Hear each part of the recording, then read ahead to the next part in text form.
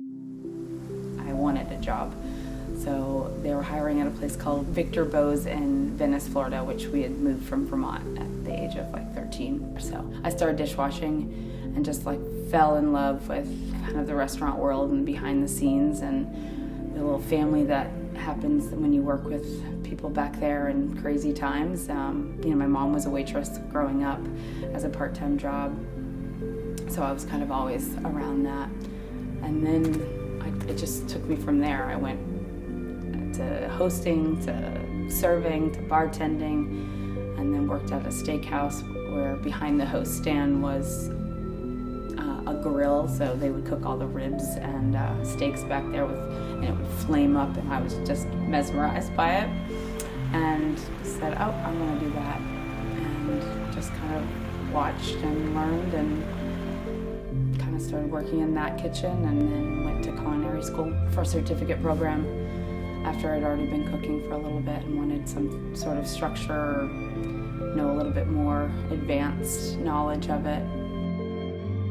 Besides being, world traveled and being influenced by a lot of people in the different aspects of the culinary world and agriculture, and also spending a lot of time by myself and like being outside in the forest and the streams and things like that, and kind of just being curious and looking at things.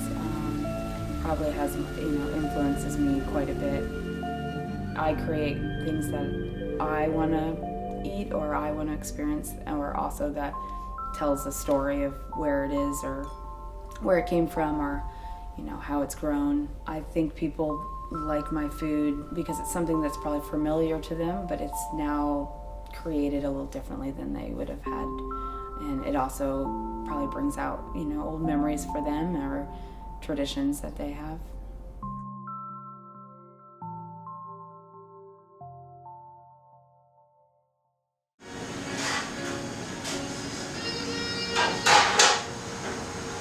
So you could do 2 into the 4 in the middle.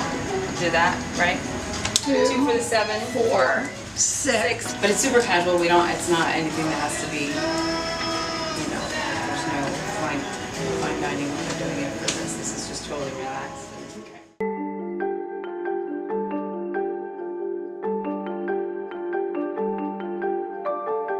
I was in New York for 12 years, working at some great restaurants, and opened a bunch for other people up there. But then I did a freelance on a private train car that was an old California Zephyr car that went cross country, attached itself to the back of Amtrak. My food, I had a restaurant in Bushwick for 4 years called Dear Bushwick. It was an English country kitchen. When I left there, I did a pop-up for Gather for Grace. And I had a lot of those old customers come in, and they said they love my food because it tells a story. Like, you can tell I'm influenced in it throughout it, and that I also bringing maybe some old traditions, that there is a story of those, or making people feel familiar about the dish or the ingredient. If you go to some places, you can understand like where this person is taking you on this little journey. The Gather for Grace pop-up, I did a tour of them on Martha's Vineyard, Detroit a couple times, New York, North Carolina, South Carolina. I have always wanted my own place, a vision that I've had since I was a little girl.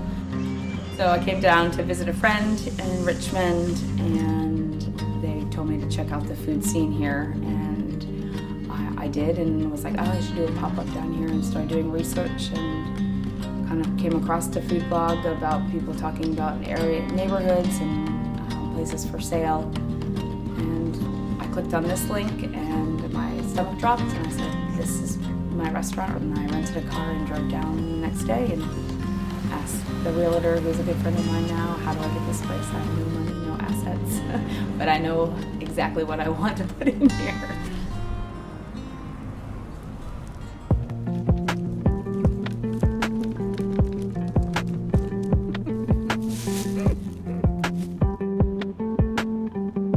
This would be the dining room. We'll have a big communal table in the middle and banquettes on either side. The archways stay the same, but the bar is going to come out and around. Kind of a horseshoe design with a back bar that leads up to the apartment and office upstairs. There is all these old original windows, which which will bring a lot of light to the kitchen area. So yeah, so the fireplace will be built out more. There'll be an open flame.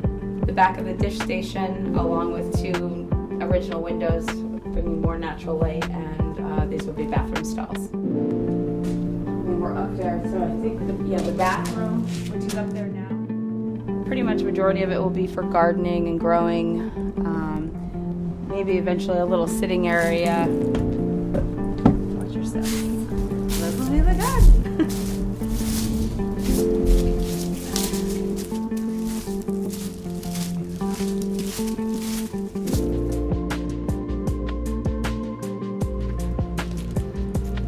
As I said, this will be our beverage area. We'll do a beverage walk-in. We'll run our beer lines underneath to the bar.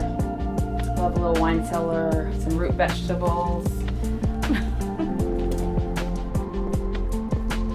You know, I'm passionate about food. It's my everyday. I think it's the one thing in my life that I feel very confident about and enjoy my craft so much that every part of my day has something to do with it. If it's from the smells outside to, you know, the way the grass blows in the wind. So it's organically move through my day around some sort of food story or where it came from or how it can be executed.